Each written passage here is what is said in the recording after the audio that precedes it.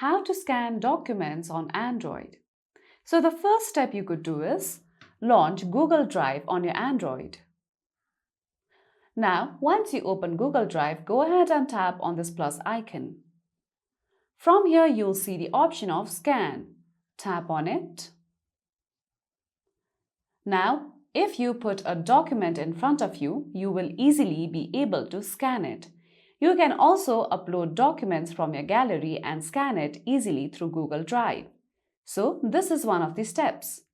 Another step you could follow in order to scan your documents on Android is that you can launch any Google service. Once you do so, you will see a camera-like icon. Make sure that you have enabled the permission for camera on your Google account. So if you tap on it, you can simply place the documents in front of your camera and then you will easily be able to scan it.